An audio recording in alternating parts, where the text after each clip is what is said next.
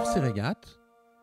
Course et régate, une émission de Nicolas Venance pour actunautique.com. Course et régate est parrainée par MG Digital Technologies, leader mondial des solutions d'impression et d'ennoblissement numérique. Depuis 3 jours, Jérémy Bayou, à bord de Charal, est confronté à des conditions météo difficiles avec un vent léger et très instable. Il n'empêche, le skipper breton, dernier de la flotte pour avoir dû revenir aux Sables d'Olonne pour réparer suite à de grosses avaries consécutives au départ, avant de repartir pour une seconde fois, a grappillé pas moins de 134 000 nautiques ces dernières 24 heures sur le leader de la course, Charlie Dalin. Il accusait à 17h aujourd'hui 2 955 000 nautiques de retard sur le premier contre 3 080 000 nautiques la veille. Je vous propose tout de suite d'écouter la vacation radio de Jérémy réalisée ce matin. Conditions pas faciles là, depuis 2-3 jours, un vent qui est un peu léger, un peu plus léger que tous les prévis et hyper instable. Donc voilà, je me bats un peu pour sortir de cette zone et progresser dans le sud, quoi. Donc voilà, vraiment vivement d'être en Atlantique Sud. Ouais. Je suis pas encore à l'altitude du poteau noir. Alors j'ai l'impression là, ce matin, il y a quasiment pas de coup, en tout cas il n'y a pas de zone, il n'y a pas de grosse zone de grain devant moi. Maintenant, on sait que ça peut, en 12 ou 24 heures, ça peut changer, donc je devrais être sur la zone à peu près dans 24 heures.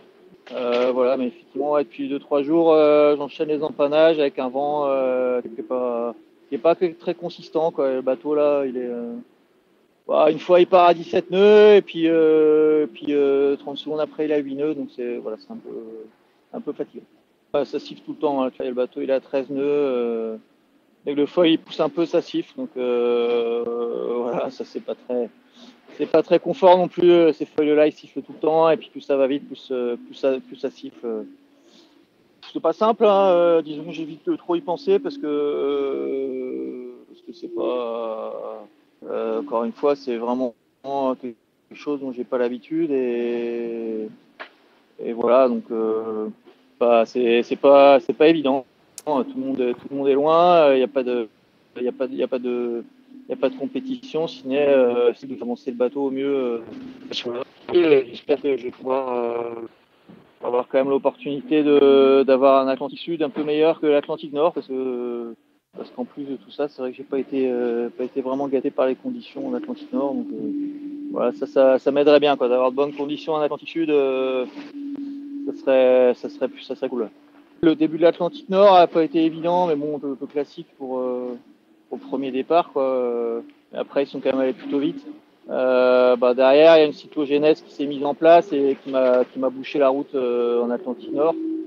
Et puis en même temps, effectivement, l'Atlantique Sud, c'est pas construit pour les leaders. Donc voilà, j'avoue que j'ai regardé, c'était pas terrible ce que j'ai vu là hier, quoi, pour moi non plus. Donc voilà, j'évite de trop regarder, sinon ça m'émine un peu le moral.